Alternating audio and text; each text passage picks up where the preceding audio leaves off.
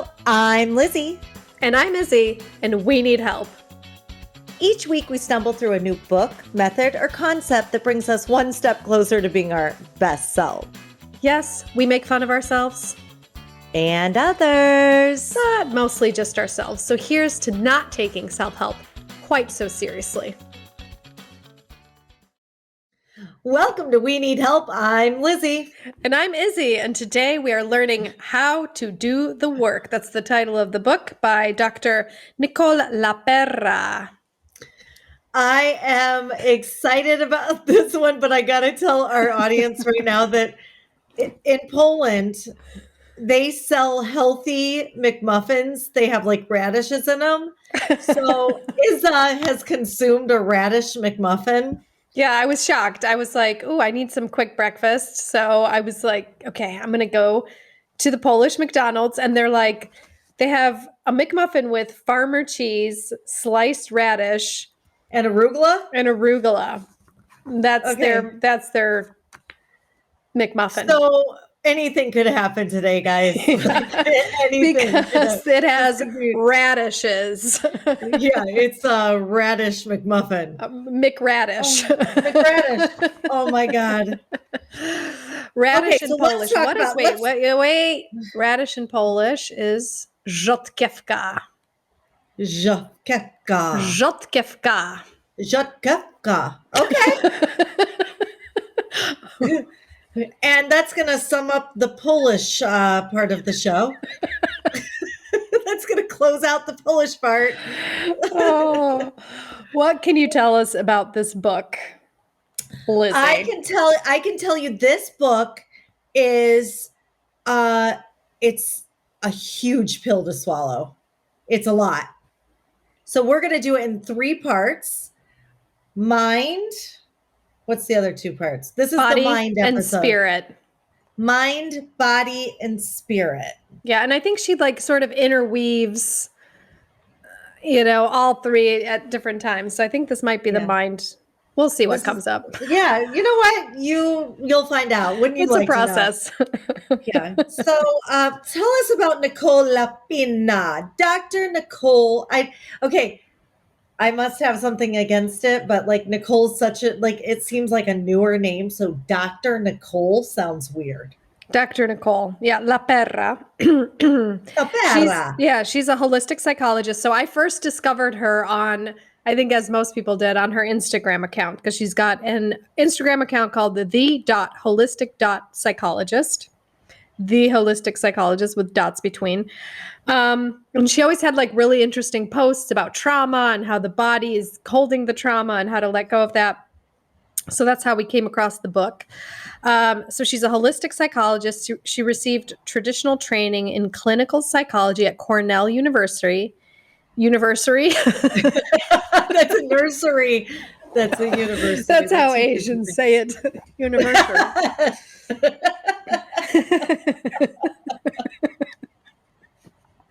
And we just lost our Asian audience. Of one. And you know what? I'd like to thank my brother-in-law for listening. Is he Asian? That's our one Asian. So she also got her received training at the New School of Social Research, which is an awesome school. And yeah, her Instagram account is huge. She's got millions and millions of followers. She's got a membership-only learning site. She's got tools for transformation, and she is really big on incorporating everything in the body, in the mind, in the soul for healing. So she doesn't just look at, like traditional psychology just on the mind. She incorporates, she looks at the person as a whole. So all the past traumatic experiences, what's going on with the body now, it's really interesting. So do you mean like a hole, like a black hole, or a hole? Not HOLEW, the whole.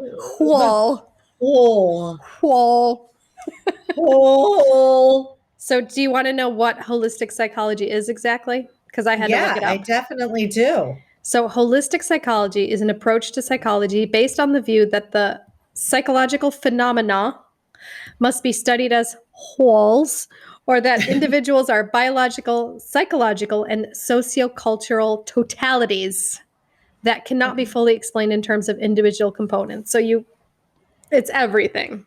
All right. Okay. All right. Which And I so, think is, I like, what do you feel about that? I think that's like definitely, yes, yeah. I'm I mean, I'm fully on board. And this is the yeah, one thing that I dislike about traditional medicine is you go to a doctor, yeah, and for years, because I had a thyroid issue. So I go to the doctor and they would just look at my thyroid. They won't look at not, anything else. And then yeah, I went to more of a holistic doctor who looked at the whole, because something might be affecting my thyroid that's completely unrelated to my thyroid. right, But right. Because they we're don't all look at the whole connected thing. inside, like the whole thing is like Yeah. connected. So, holistic psychology is not a specific school of psychology, but it's a perspective that informs theories, methodologies, and practice of certain approaches. It just unites them all. It looks at the whole. Yeah. Mm-hmm. I'm Mm-hmm. and I'm in. holistic. It should be holistic, Well, but it's holistic. So there you go. yeah. Anyhow, So, yeah, she's super cool, and this is the one book I would recommend not getting on Audible. I would actually get the paper version yeah, I because think it is so overwhelming that you need to be able to sit and think about something for a minute when you've read it, right? it's one I of mean, those did you books that you want experience? to put notes in the margins, because Yeah, usually when I listen to a book, on Audible, there's like this bookmark feature. So you can, and I usually do that and then add a quick note. Here, I was like, bookmark, bookmark, bookmark, bookmark. Like the whole yeah, it thing was was. bookmarked. Yeah, So, it's tough because she starts out talking about being stuck hmm.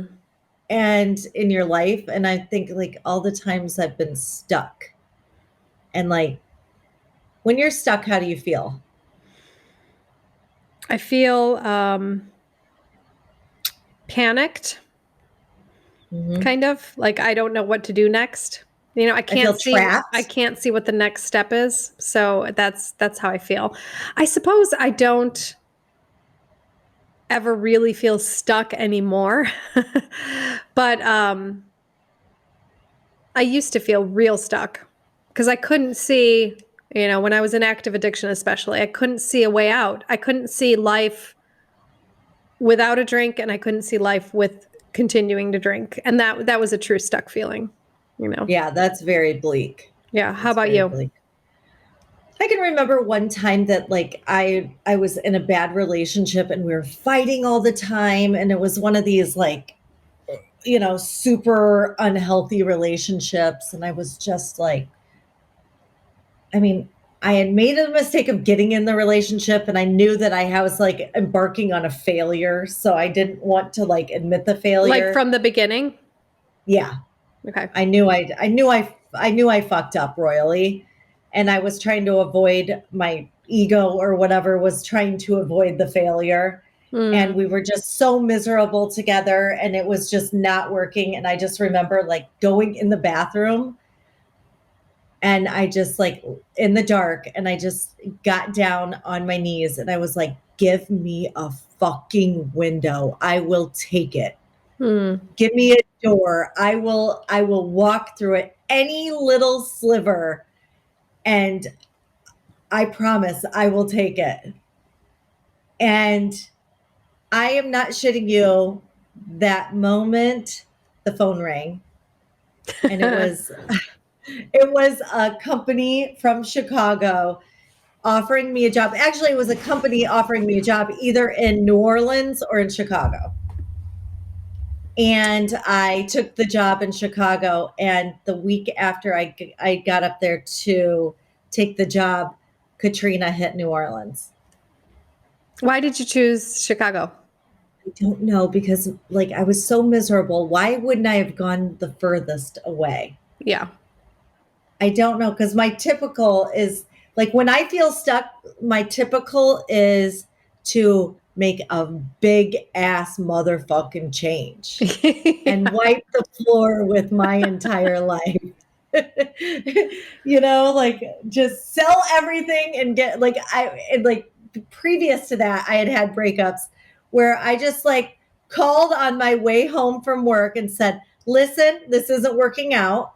You can have the house and all the money, and I'm taking my laundry basket and leaving. But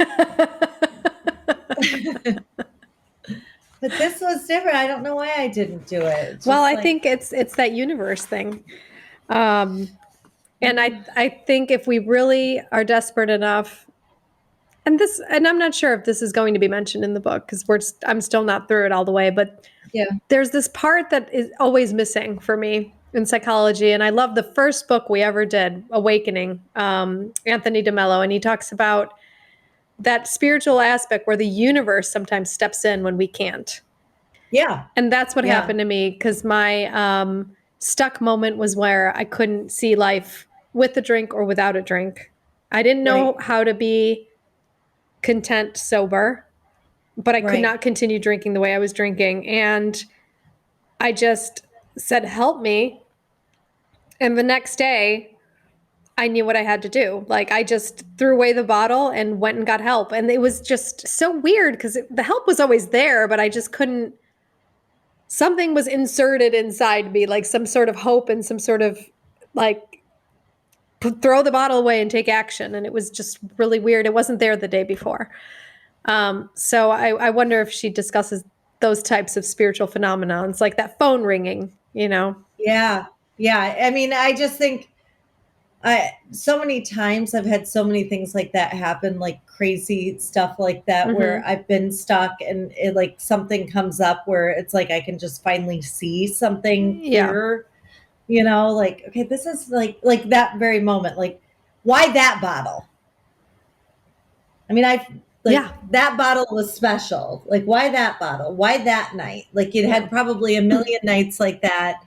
And like, why that one? Like, why did you see so clearly that one? I mean, it just, it's crazy, but, yeah. So I think those are the big stucks, as I like to say, those are the big stucks, but she talks about some of I think the little stucks, which I think we can more relate to, or maybe they're littler to me because I've had the big stucks, right? So we can, she asked like a set of questions, and I thought we could go through them and maybe our listeners can relate to. Let's do it. All right. Let's do it. So the first one is, these are questions to see if you are stuck. Do you often find yourself unable to keep promises to yourself, attempting to make new choices or create new habits, but always falling back on your old ones? I do that with my physical self all the time. I'll do like 3 months of like beautiful, like working out, being healthy. And then all of a sudden, like one day I just won't do it anymore. Do you, I mean, and the only, like, it's really weird. Like, I find it really weird because I'm so much happier when I do like my physical workouts and, am making smoothies and just am doing so much better. And I just, like, I don't understand it. I don't really understand it. I have that with sleep.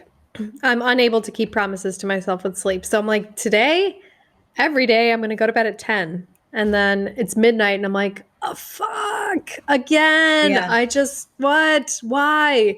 So yes. So for sure. Okay. Next question. Do you often find yourself reacting emotionally to events, feeling out of control, and even ashamed about your behaviors after the fact? No, I don't do that. I honestly don't. You don't react emotionally? I used to big time. Yeah. I think that like our family was in a fucking severe survival mode for so long that I was very reactive. I see my dad doing it because like I see him doing it and like I call him out now. Like he's like, yeah, I am reactive. But I mean, my mom's a recovering alcoholic. So it's like that's when you have someone, the number one person in your family, the head of your family, that is uh in a like she's, in that state, or she's not predictable. The whole family is in a, like, does that all day long, every day. And until you can get away from it and get into like some counseling or like some healthy behaviors, I think all the family acts like that. Don't you think? Like the whole family is doing that all day, every day. Yeah, I remember having a lot of meltdowns. Before I got into recovery, daily occurrence, I was having meltdowns. I was like my emotional reaction was not adequate to like what was going on. And then I felt guilty about how I reacted, So, yeah. And that's just a part of addiction. So, all right, next question. Do you often find yourself distracted and or disconnected from yourself and others or from the present moment itself? So like you're somewhere else, kind of daydreaming-ish.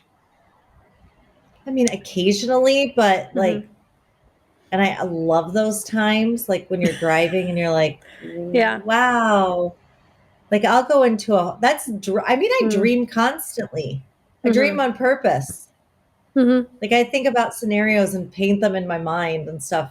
Yeah, but if it's purposeful, I don't think that's what they mean. I think they mean, like, are you not in that moment where you're enjoying your life and breathing it in and smelling the smells and stuff like that? I feel like I'm there. When I'm in an uncomfortable emotional situation, I disconnect. I go somewhere else in my brain. So I see a lot of people do that. I do that. I go somewhere else. Yeah. But not often, right? Do you find yourself feeling overwhelmed and torn down by internal critical thoughts, making it difficult to tune into your physical, emotional, and spiritual needs? Yes. You do? Yes, I do that. Yeah.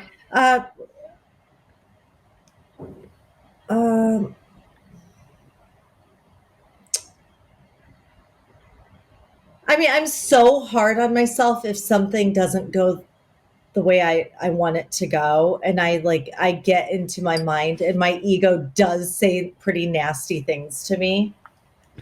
And like I what? have Is it like like, is it like the exorcist voice? no, she's like cunning. She's more cunning than that. Like she's just like, if okay, if my pants are uncomfortable, I'm like, well, you know what? You constantly eat like fucking shitty foods, or you probably shouldn't fucking, you need to get up at 5 o'clock and work out. If you're not going to get up at 5 o'clock and work out, this is the way it's going to motherfucking be. I mean, she can be a real cunt. Sounds like it. I mean, she's just straight up mean. Yeah. Yeah.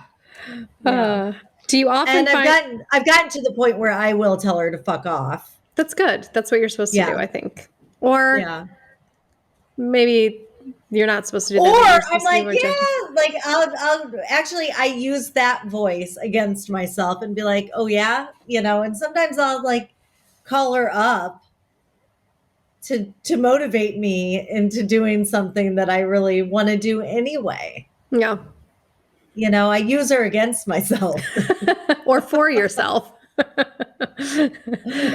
Do you often find yourself struggling to express your wants, needs, beliefs, and or feelings in relationships? I sometimes have a hard time identifying what my needs are. Like, I don't even know what my needs are because I'm such an action person. Like, I'm an activator, like do, So like, I have a hard time. Like, what do I even need right now? I don't even know what I need because I'm just like all action. So I think I do. So yeah, I'm the last person to know what I need. Yeah. And the last question is, do you often find yourself feeling overwhelmed or unable to cope with stress or any or all of your feelings? I feel overwhelmed at times. Yeah. Yeah. Okay. So those are just some questions, guys. Yeah. Who the fuck does it? I mean, So everyone needs this book. if you don't feel overwhelmed sometimes, you're just sitting there. You lazy mother. Oh, you fucking piece of shit.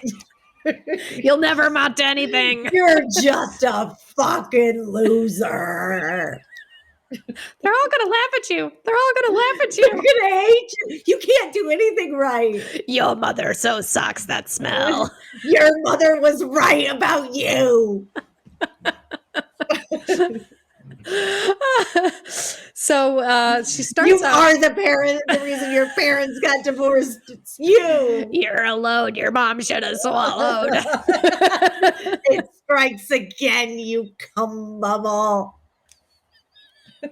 That's our inner voice. God. Why does he sound like Owen? Throw mama from the tree. I love that movie. Owen. I'm gonna make that's what my bitchy inner voice looks like. Is that lady? She does. Oh. Oh. Ooh. I don't like to put other women down, but ooh. Yeah, she got dealt a pretty tough hand of looks. Yeah, she did. But she made it work for her. Like, she's on TV and we're not. So there you go. And you know what? Yeah, she deserved it. All right. Well, way to be positive, though. Way to be positive. So there you go. Yeah. If you answered yes to any of those questions, guess what? You're stuck. Yeah, you're stuck. And she starts the whole book with talking about how the first step to getting unstuck is like this awareness, but it usually comes during the dark night of the soul. The dark night of the soul. So she said, like, the moment, and this, I always say this is like one of my sayings, we move at the speed of pain. Yeah. So I have to you're not going to do anything if you're completely comfortable. Yeah, if you're fine. And that's why you see a bunch of fucking mindless zombies out in the world. Most people, I am convinced that we're in a video game and they're like the freaking, Jason has a word for them, but they're like, I mean, they're just walking along doing nothing because you're not uncomfortable enough, people. Yeah. You need a dark night of the soul. So hers was, she was like camping somewhere with her girlfriend, like at a cabin, supposed to relax. And then suddenly she was reading a book about mothers and she got this trauma response where she was just sobbing. So that was her dark night of the soul. And she realized like she was stuck. Like she was a psychologist. Her clients weren't getting better. She didn't know what was going on. And it prompted her to move forward to seek something else. And I think that's what a dark night of the soul does. They always blame the mother. I know. I feel sorry for the moms. Like, I gave my life to my children on a silver platter.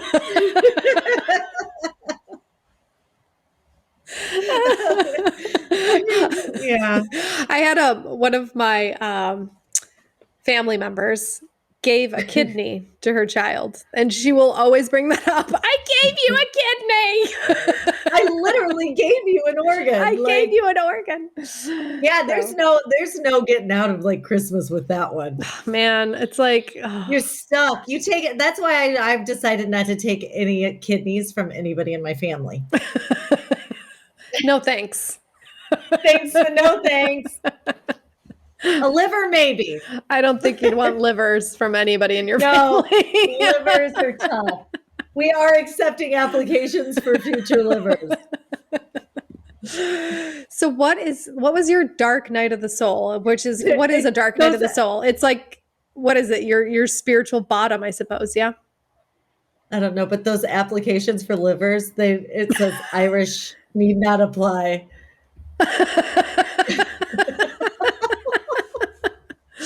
Okay, yeah. I don't know. Irish and Polish need not apply. Yeah, no, thank you. And the Russians are out too, and so are the Germans. Yeah. Okay. Well, you know what? Because we need something for the afterbirth. Let's see if you want to donate a liver, what it takes. Okay, let's see if we want to donate a liver and what is the healthiest, type of, or like, where is the healthiest livers coming from? Okay. Deal. Okay. Boom. Boom. All right. Boom. Dark Night of the Soul. What was yours? I guess the Dark Night of the Soul is just, yeah, it's your place, the dark place where you suddenly realize something has to change or I'm going to kill myself. I never thought I would kill myself. I mean, I remember once when I was 15, I was like, that's it. They don't care about me. I'm going to kill myself. Then I was like, wait a second. I'm not brave. Therefore, I'm not going to kill myself at all. No way. Like that is people who say it's like it's the pussy way out of things. I'm going to tell you, there's been many scenarios that I should have killed myself, and I just am too much of a pussy to do it. Like there's just no way. I always want to know what's next. I'm always like excited. Like I don't think I could ever kill myself because I'm always like, I always have, you know, you have FOMO. Yeah, FOMO of what could happen. So I'm like, what if Mr. Right's around the corner? What if I could have multiple orgasms for like an hour, like in 5 minutes? Oh my God. Yeah, it's right there. And like, you just totally missed out on it. Well, because it's been my experience. I've had dark nights of the soul. And bright mornings. And then like that phone call that you talked about, this happened when I moved to Poland. I had gotten the company I was working for had closed in London, and I moved to Poland, and I didn't have a job here because I had no idea what I wanted to do. And I was being supported by my partner financially, which I was like, I couldn't find my way. And we were having like this really tough discussions about money. And I was just like in this horrible place where I just felt worthless and useless. And I remember like, I also got on my knees and I'm like, I just want to be able to provide for myself and, and not have to worry and, be under somebody's control. And then it was very uncomfortable. And then suddenly the next day I get a phone call like, hey, we have a job for you. Getting down on your knees sometimes helps to get a job. It does. Okay. That's awesome. Oh, Lizzie. Oh, I know. So anyway, blowjob humor is my favorite. BJH. Baja. What was your dark night of the soul? I had several, but there was one point that I was like looking out. I had gone on vacation to the British Virgin Islands, and I was like sitting there. I think it was in Devil's Cay or something, and I'm looking out, and I was just like, why is life so fucking hard? Yeah. What was going on in your life at the time where I was in that shitty relationship, and I had made some bad choices in like men and annoying choices, and I made it really hard on myself. I'm just like, this fucking sucks. Why am I making life so hard? It's not that hard. It's not. And I just decided it's not going to be that hard anymore. Mm-hmm. And I'm not going to do shit I don't want to do. Yeah. And I'm not going to and I was looking out at that ocean. I think the ocean is really good for that. Big bodies of water or vast land with nothing interrupting the eye is important to gaining perspective that like, we're just so small and quit taking life so seriously. And so like, I mean, I know that that's what this whole entire podcast is about, but like, why are we so miserable in our life? And why was I making so many decisions that were clearly miserable, not fun? Well, here's what this book is about. It's about exploring why, because sometimes we don't know why. And and really often it comes from some sort of trauma, which we'll get into in a bit. I think trauma is one of the best overused words in the business. It is. She talks about that too, I think. Oh, Yeah. she does. Yeah. Yeah. But So yeah, that is, that was one of mine. That was a big one. And I Yeah. just I was on this great vacation with friends and I was just thinking, I'm going to go home and be like, not happy in my life again. That just seems like it sucks. And then I said, you know what? I think I want to move to the Virgin Islands. It took me 10 years, but I did move to the but you Virgin did it. Islands. Yeah. Yeah. Yeah. But yeah, so there's that. You want to know what mine was? I guess, yeah. Yeah. Oh, See, okay, awkward, so I but have to tell okay. you the funny story. When I moved to Poland, Poland is not a place where people ask questions. So Poland is not real. it's not real. It's not a real place, but okay, we'll agree to disagree. When I started going on dates here, I would go on a date and, we'd be sitting across from each other at dinner and I'd be like, so where are you from? And he's like, schnabber schnapp. And I'd be like, waiting for him to ask me. And he would never do it. And I'm like, so I felt like Barbara Walters, like, where are you from? How's your family? I was like the interviewer. I'm like, this is fucking awful. Like, and these guys are like, I really like you. And I'm like, what are you talking about? You don't even have, you have zero clue. Like you have not had I like one that you question. like me. Yeah. That's you ask really good questions. Like, yeah, they like that you're interested in them, but they're not, I think that that's kind of how I was, like when I finally got out and dating, I would loved people who loved me.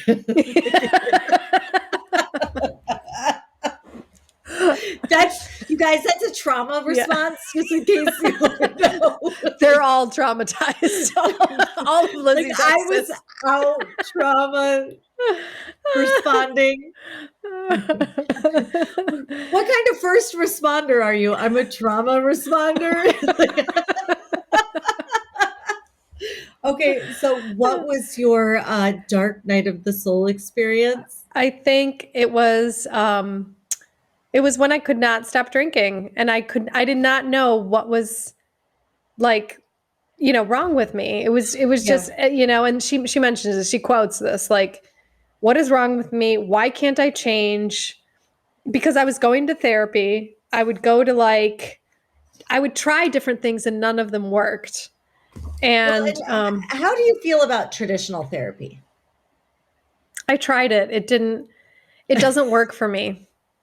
It didn't work for me. I couldn't do it because self-knowledge availed me zero. Like I had a head full of knowledge, but if I'm not applying it, I didn't know how to, none of the therapists that I was seeing helped me apply. And this is what I love about this book is she talks, in order to make lasting changes, you physically have to do something. Right. And none of my therapists, we were just sitting in there digging around in my head for, and bringing up the stuff and it was all self-knowledge. And I'd have a small eureka moment, but it wasn't bringing about any lasting changes at all. Okay. So did I tell you about, I did betterhelp.com, which I totally recommend. I loved it. But this is, and you want to talk, it's a hilarious trauma response. So we're doing this. It's actually helping me. She's guiding me through ways to deal with different scenarios in my family. But I was actually out of town and I had forgotten to cancel the appointment. So she messages me, we'll be on in 9 minutes or something. BetterHelp does weird time slots and stuff. And I said, oh, I totally forgot. I'm out of town. I forgot to cancel it. I'm so sorry. And she responds, that's no problem, but I am going to have to charge you for the session. And I was like, well, that's not a problem. And she's like, well, just so you know, in the future, it's going to be like this too. And I took that as a rejection and I quit therapy. Oh my goodness. I was like, okay, she's angry with me for not showing up. and I didn't mind paying for it. Like, I understood, like, her time is valuable too, but like her responding again Yeah. was like too much. Like, Yeah. I mean, she should know me. Like, we were together for like 5 or 6, 7 sessions. Yeah. And she should know I don't need that kind of like freaking badgering. I'm not gonna, but I was just like, I took it as like a complete, like, she was disappointed in me. Oh, I can't do that. No, I was just like, no, I cannot do no, that. I can't do this. And she knew about this podcast and wanted me to be mentioning her, or she said she had no problem with me mentioning her. We're mentioning her. Yep.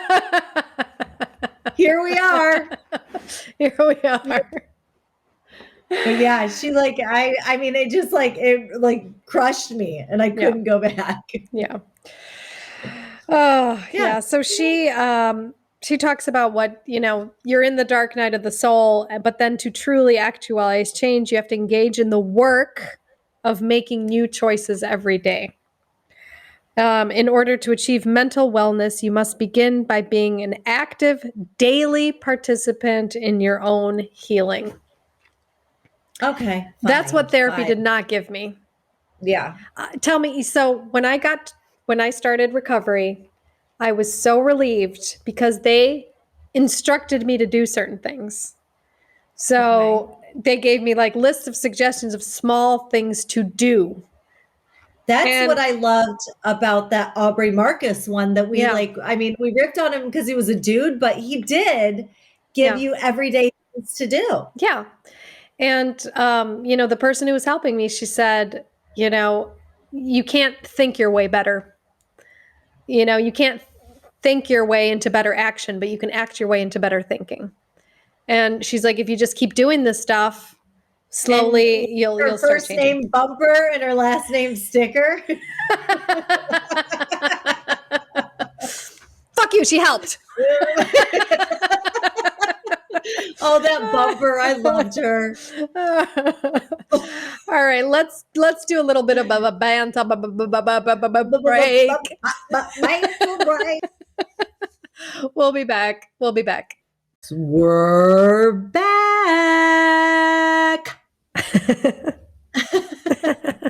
That was awesome, no? Sorry, I had a mutant cough. Mutant cough. Back from the Bansa break. So, Dark Night of the Soul. First, you're in a pile of rubbish. You're like, I need to change. And then hate me. I don't like it. I hate my life. I don't like it. I can't. I just can't. I can't. I can't. So after that, stop it. Knock it the fuck off. You knock it off. Or I'll give you something to cry about. Was that a trigger for some of our listeners? It's to become self-aware. So to become conscious of what's going on in your mind and in your body at all times. Are you self-aware, do you think? Do you think you're a self-aware person? Yeah. I think so. I think I became self-aware pretty early. And then I overcorrected and I was like, everything is because of me. I am the center of the universe. I am God. Well, I mean, I've toyed with the idea. I've toyed with it, but yeah, I think that I am pretty, we literally have a podcast that is self, observing each, like our, like that's, I feel like we're kind of above average when it comes to awareness of self. Yeah. Like, you really shouldn't compare yourself to other people, but there's just people out there that aren't aware at all of their self. Mm-hmm. Like, I don't know how it happens. Like, they're literally just fucking pinballs out there knocking on things. Like, I mean, just like they don't give a fuck. It might be an easier way to live. It might be an easier way to live. I think it might be like just almost like a new soul. Yeah. Not that I'm saying like I'm ancient, but I know I've been here a couple of times. I know I have too. Yeah. Because foie gras tasted like totally familiar the first time I tasted it. I thought it You're was like Caesar? like Rome? I've definitely lived in France before. Yeah. But yeah, it's you know, I think that looking at myself helped me get up in scenarios like where I had to like kind of remove myself Yeah. to survive. Yeah. And observe what I could do to live. Yeah. I think what's important for us, because we're doers, and I think here, this chapter, this building consciousness is more about being than doing. So I think you and I both get into the trap of doing. I'm like that. I'm like, oh, solution. What's the solution? What's the solution? And sometimes it's, what she talks about is just kind of pausing, finding 2 minutes of your day where you can just practice on focusing, being really present, that's hard for me to be really present because I'm a take action person. So, just kind of feeling every part of your body, really focusing on all the sensations, like focusing on all the senses. And just, yeah, like the whole mindfulness thing, which I don't always do. Well, my favorite mindfulness meditation What? is masturbation. I'm telling you. Yeah. You're aware of everything around you. Yeah. Because anything could mess it up at any time. Yeah. Yeah. So you're totally in the moment. I mean, your breathing is very steady. We get it.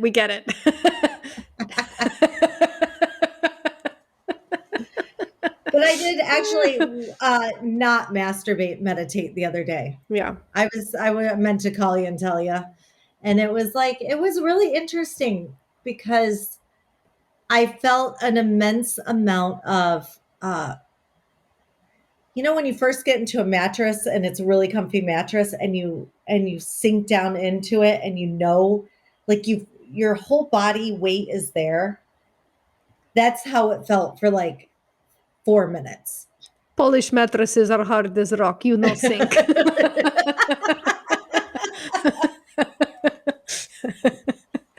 No idea what you're saying. Are you kidding me? You know that she's in every 5-star hotel in Europe. I sleep on slab of marble.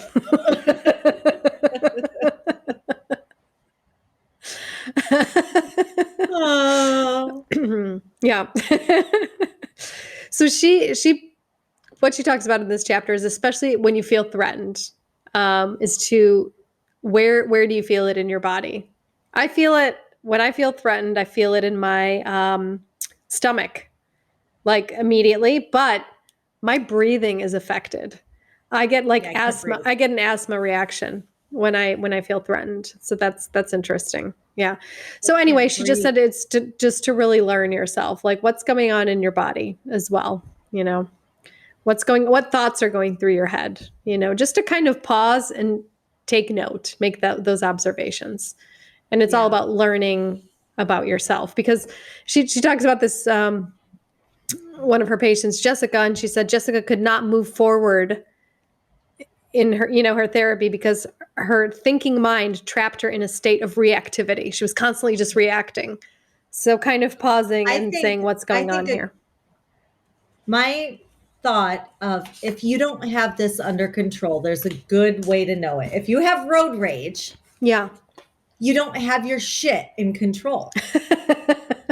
Well, yeah. I mean, and if you can justify road rage in any sense of the word, besides someone actually almost hitting you and then almost doing it again, and you know what I mean? Yeah. But I see so many angry people in the world because of the car ride. Yeah, and so what Nicole LePera is saying, in that time of reactivity, pause and say, what's going on here? Yep. Yeah. Where, Why? because what I mentioned in a previous episode, if it's hysterical, my reaction, it's usually historical. So Yeah. there's, and what you said in a previous episode, if my reaction isn't adequate to what's happening, there's trauma there. If what Yeah. you're doing doesn't make sense to you, there's trauma there, And so. I have thought that like so many people just feel unseen. Mm, And when they're in the car amongst other people and maybe somebody doesn't see them, hmm they take out every single fucking problem that their parents didn't look at them enough on, specifically GMC. I can't remember what kind of car I have. It's a GNC. I think it's a GMC. I don't really know the model. It's It's white. white. It's got a lady in there that might have the mirror down, allegedly. But I think they like take that out, like that pain body out on people that accidentally don't see them because they actually have a life going on. Yeah. And like they take out all that pain on that. And I think that, or whatever else the reason. Yeah, because your body, your pain, your trauma needs an out. It's a lot Mhm. of emotions that are bottled. The pain is bottled, so you need an out. So Mhm. first step is to become aware. When does this happen? Mhm. When do I respond in a way that's kind of a little bit disturbing to me? And Or react. or react. So it's to pause and take note. What's happening with my body? What are my thoughts at that moment? And maybe keep a little notebook and write those times down. Which brings us to what is maybe beneath that is trauma. So she has a whole chapter on the new theory of trauma. And it's, that these traumatic experiences aren't always obvious. There's obvious traumas like rape, Mhm. molestation, those are obvious traumas. But she said Yeah. traumatic experiences aren't always obvious. And our perception of something that could be traumatic is just as valid as the trauma itself, especially in childhood when we're kind of Well, helpless and dependent. Yeah. and she said anything before 7 is really locked into your Hmm. core. What did she call it? She said something like a core belief, I think it was Hmm. called. And Okay. it's like, if it's happened to you, and it could be as simple as, and I see parents doing it all the time. It's so Mm-hmm. bad. Like, don't cry, or, Hmm. asking their child to not do something that there is naturally happening, Yeah. and like rejecting them. Any kind of rejection, I think, is a trauma. But she also defined trauma as something of like something you just don't have control over. Yeah.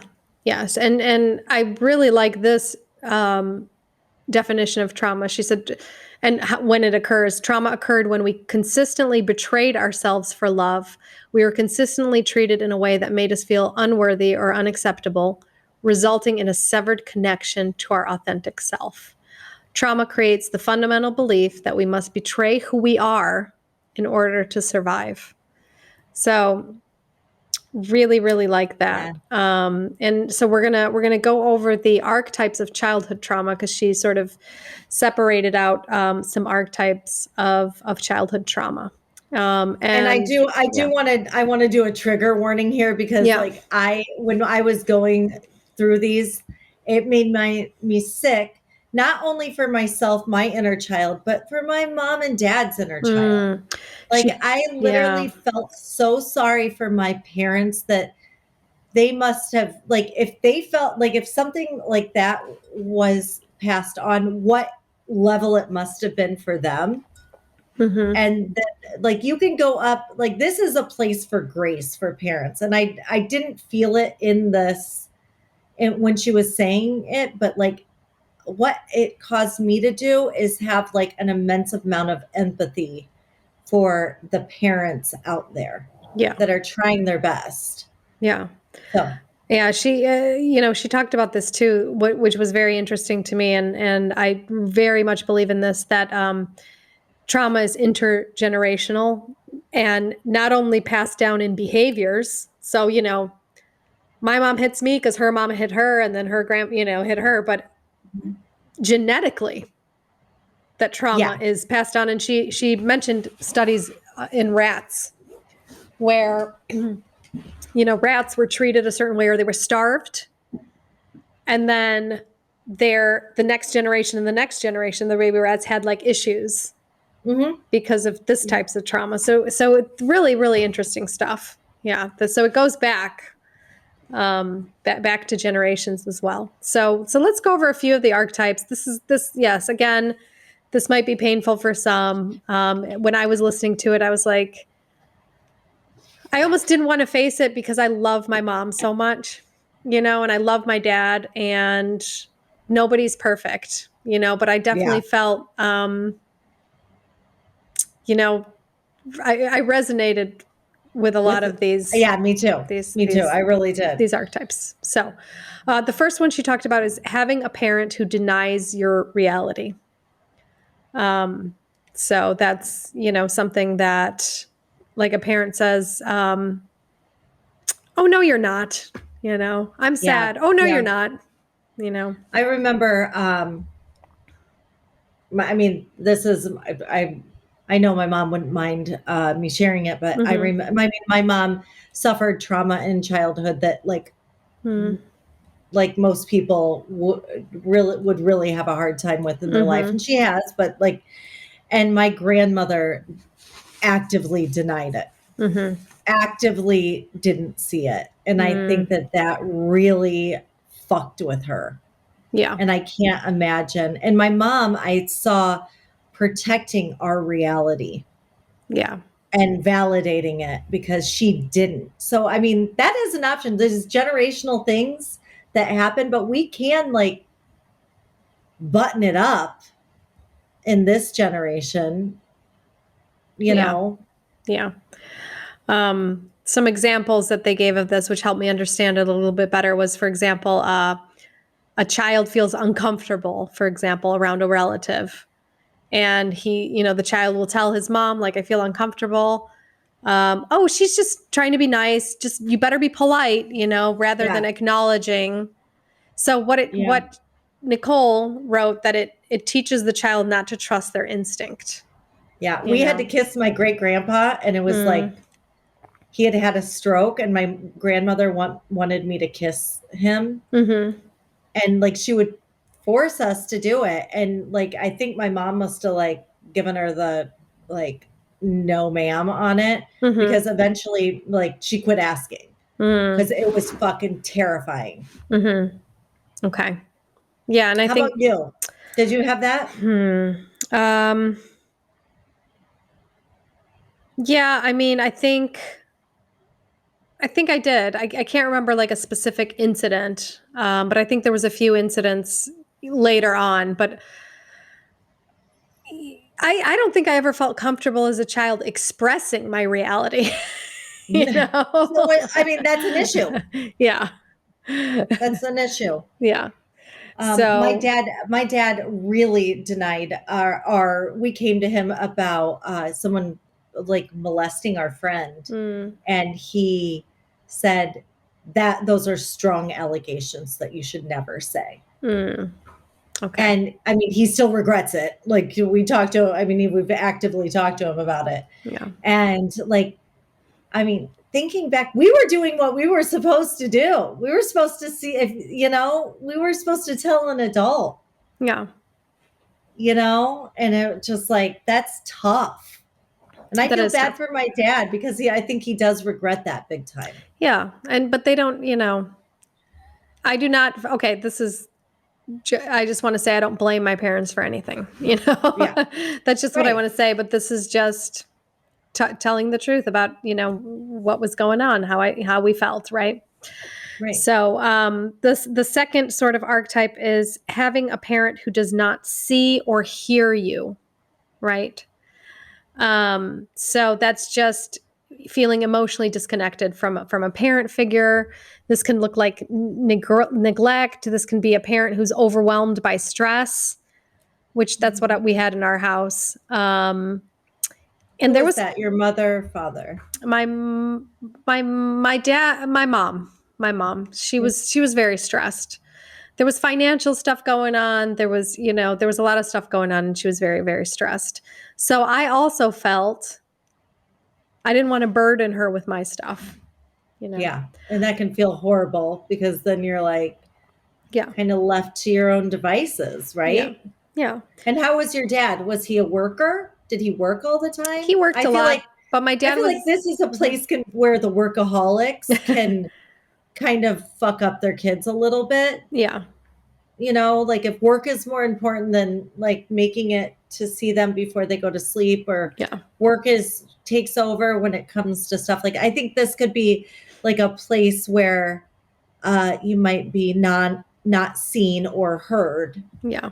Because work is more of a priority. Yeah, no, my dad wasn't a workaholic. He spent a lot of time with us. My mom did He too. did. My mom did Yeah. too, but Oh, that's good. yeah, it was I never felt neglected in that way. I felt sort of neglected emotionally sometimes. Like I remember when this was in high school. I had an eating disorder, or like whatever, a blip of an eating disorder, and I remember going to my mom and telling her that I And wanted what? that's not to be downplayed. No, no, Like no. you had an eating disorder. It didn't get to the point where I had to be hospitalized or anything. But it was to the point where it was starting to be a concern for me. Mm-hmm. So I went to my mom and I said, I have an eating disorder. I would like to go see a psychiatrist. And that was ignored. Yeah. That was ignored. And, she's just like, well, why don't you just eat? And it was like, because they came from, I have to understand this. They came from a different culture. In Poland, during the Cold War, there was no eating disorders because there was You no were hungry. food. Yeah, everyone's hungry. Everybody didn't eat. Right. So, I mean, maybe there were eating disorders, but it just wasn't, it wasn't talked about. So I just think it was just this lack of understanding. But at the time, I felt like I was crying out and I wasn't being heard. I wonder if Dr. LePera would be like, the eating disorder was a reflection of what your mother went through with food being so scarce, and like a mirror of that in a way. That's interesting. Yeah, I think that there might be some kind of, connection there. Yeah. The next archetype is a parent who vicariously lives through you or molds and shapes you. So, for example, a parent who always wanted to be a doctor but couldn't do it. So, like, they want you to be a doctor. Or a parent who's an artist and they want you to be an artist. Like, that's, sort of living vicariously. They call it like a stage mom, usually, something like that. Did you have that in your house, or?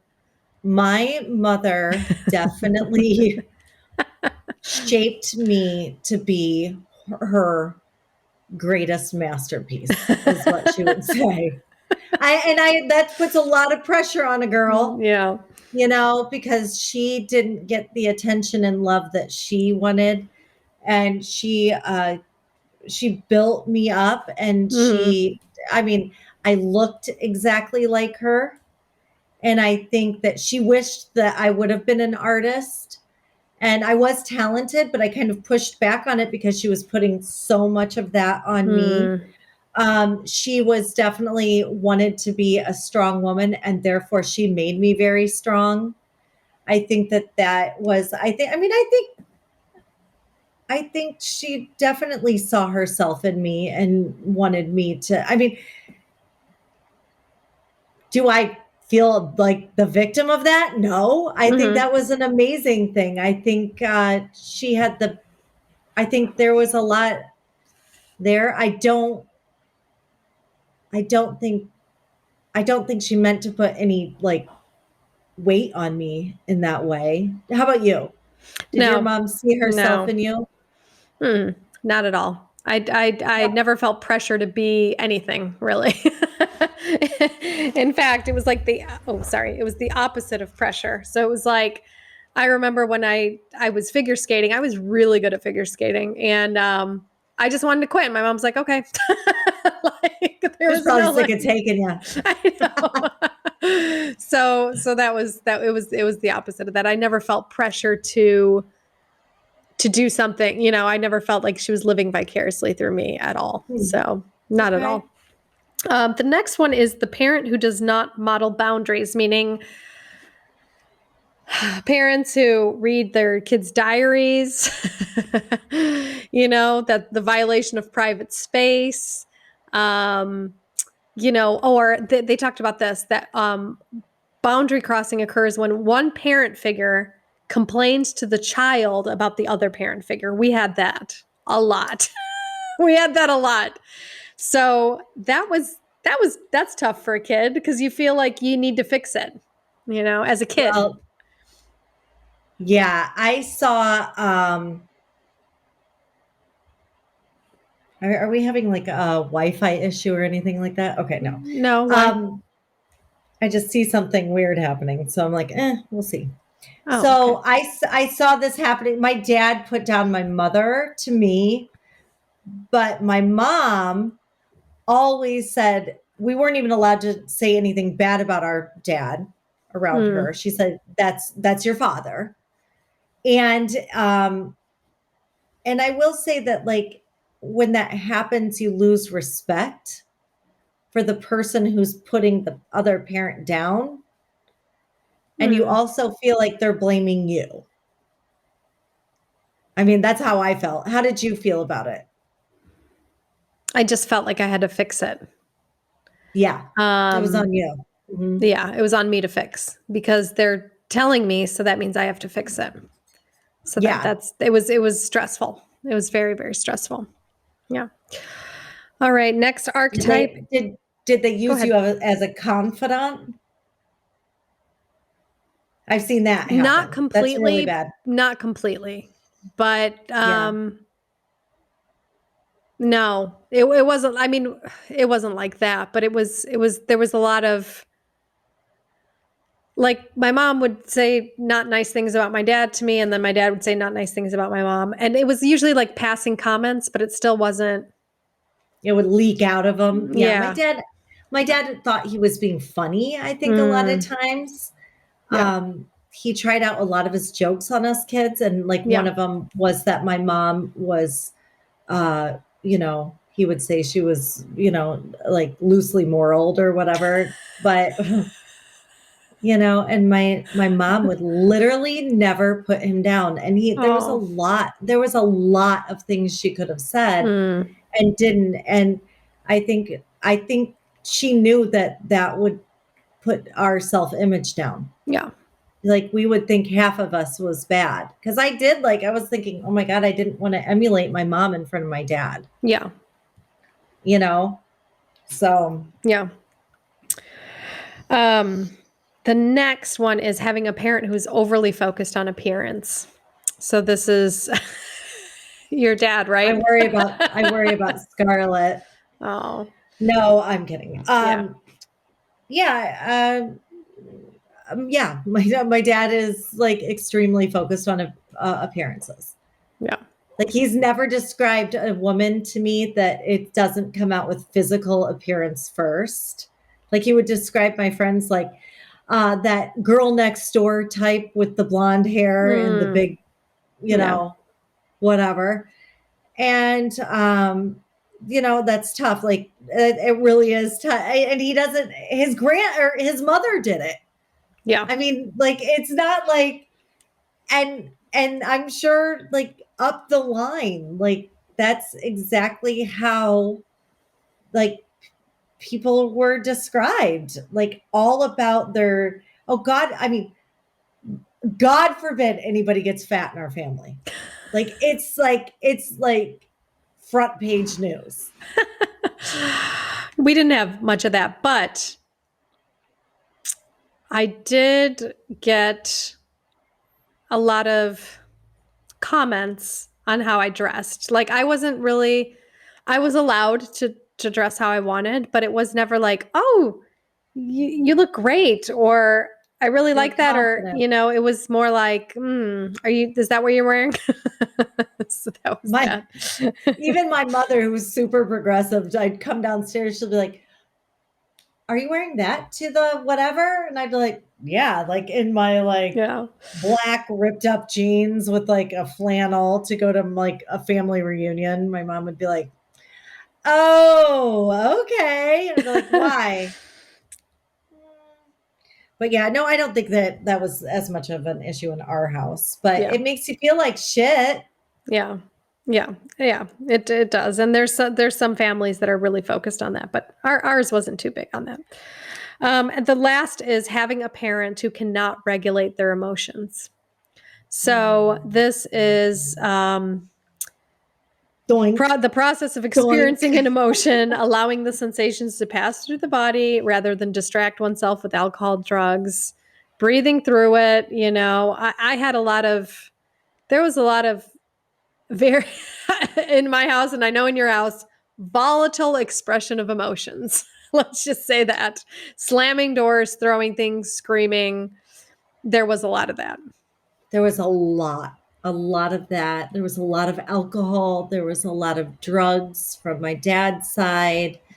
There was a lot of flying off the handle. There was a lot of breaking up. There was a lot of leaving. There was a lot of uh, 3 o'clock in the morning bursts of loud James Taylor songs from, you know, like if you've seen Fire and Rain from your bedroom at like 12 years old, like it's scary, Yeah. like things are. But on the flip side, there was a lot of joy and there was a lot of like raw emotion on the other side. Like we Mm, were like always, it's just the highs and lows have always been,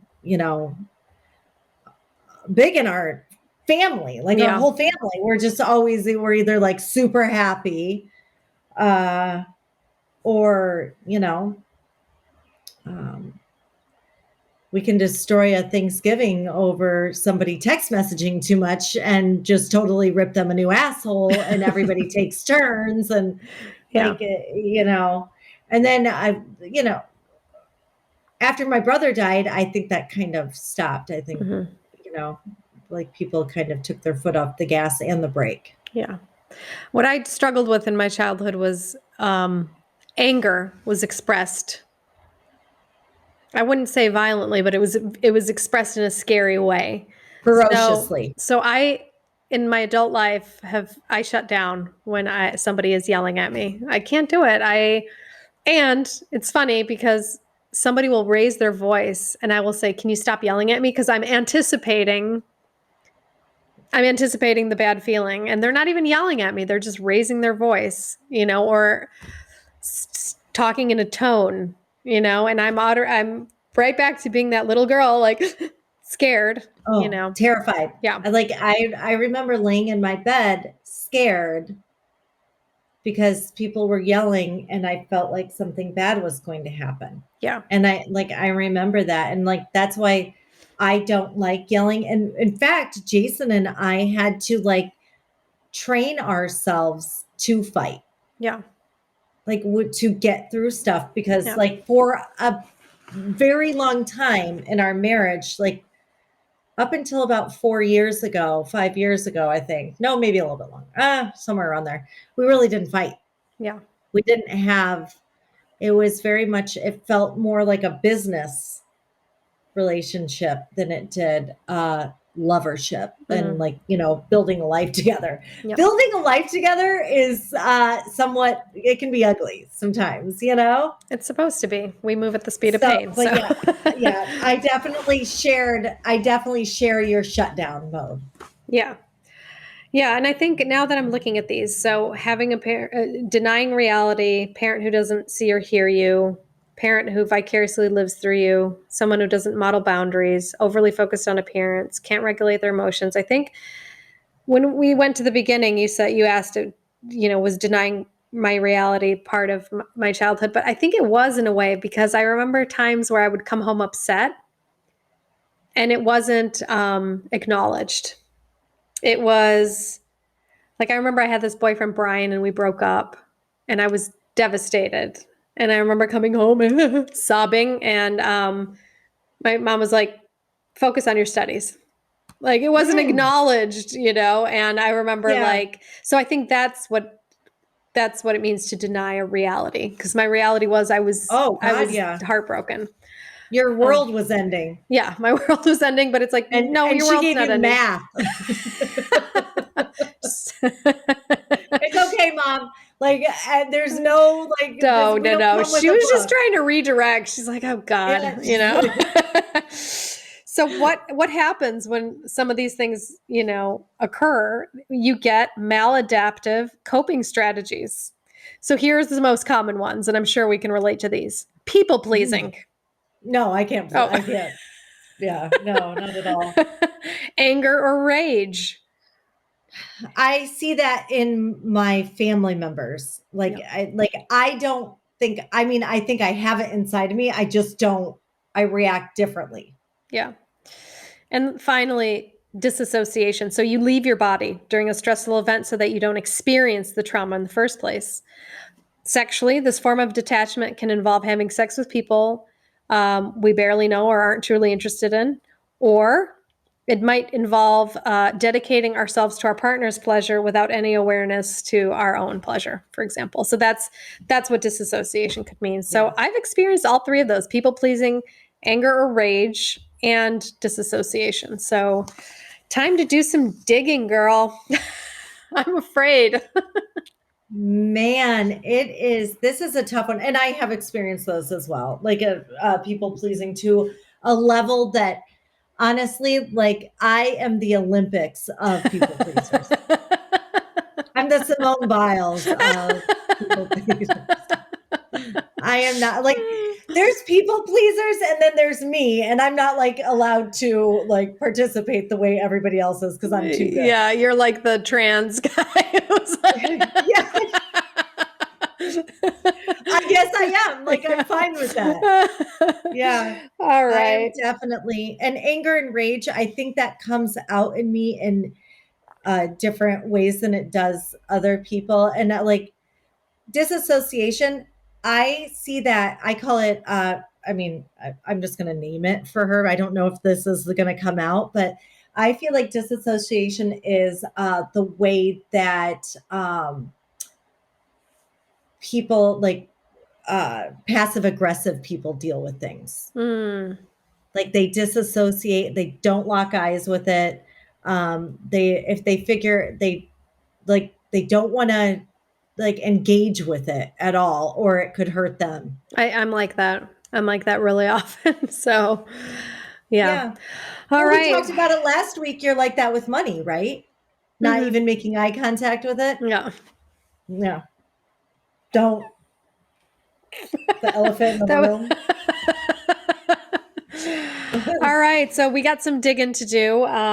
Next week we'll get into what do we do with all that childhood trauma? Because it's just there. Everyone has it. So what do we do with it? And we'll get further into how to do the work. Yeah. Are you taking anything away this week from part one? I think that where I'm at is in a more forgiving moment with my parents and I really am thinking about what they must have suffered through before getting to me and how much they corrected when they did. And that must like just being there with it. Yes. Good. That's what I'm taking. What are you taking? I am taking away the pausing and asking myself what's going on here when I have a reaction, because I don't do that. Sometimes I just react. So I really want to do the pause and do this, like sort of the scan that she talked about. Like, where is this in my body? What's going on? Where could this be coming from? Where's the trauma? Where is the trauma? What is this about? So yeah, really excited to do next week. All right. I am too. I love you.